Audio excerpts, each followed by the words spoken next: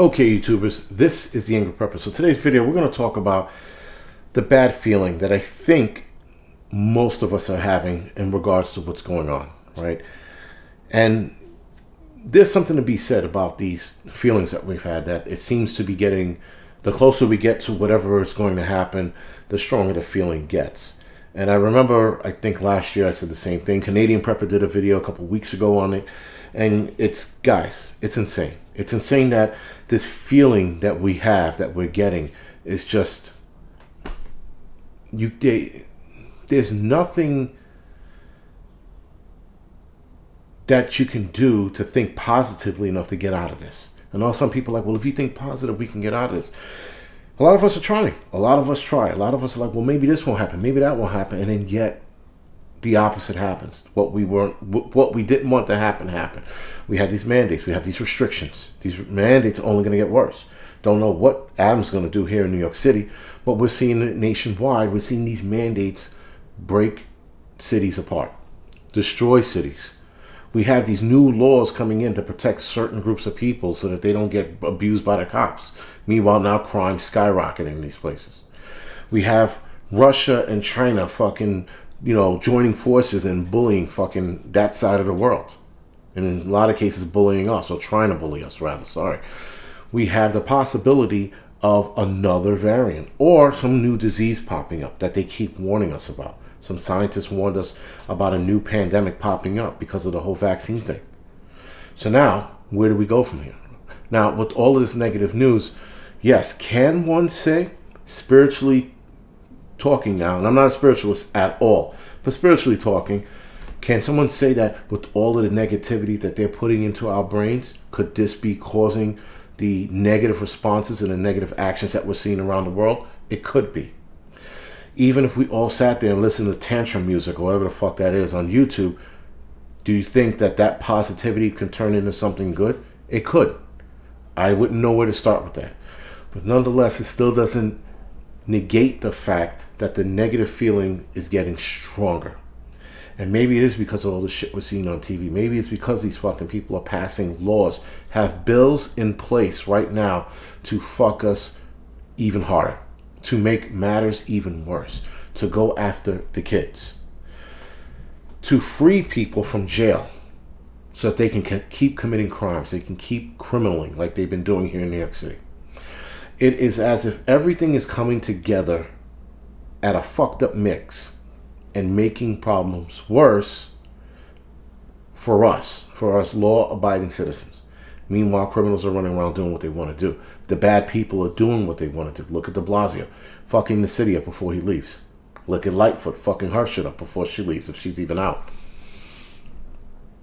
And then there's that feeling that you can't shake. That you go to bed and you wake up in the morning and you're like, man, when this happens, whatever the fuck it is, it's going to be bad. And the closer we get to that day or that time period, you just start thinking, how the fuck are we going to get out of this? So I'm thinking to myself that because it could get that bad, we're coming up with exit strategies, exit plans to get out of the situation, if we can. I know New York City, like I said, by the end of next year, we're out. Because of the whole me losing my job bullshit, or retiring rather, forced retirement, whatever you want to look at it, we had to stay another year. We were looking to leave this year, by the end of this year. January, we're supposed to be moving somewhere else. That's not happening now. So, of course, we pivot, and now we're going to stay and find the finances and build the finances to get the fuck out of New York State altogether. Had to make that hard decision because I didn't want to leave New York State because I still have 2 kids that don't live with me that are living with their mother. So, that was a hard decision, but nonetheless, it has to be made because, guys, the laws that they're looking to pass here in New York State are bad. I'm going to do a video on that probably in a couple days.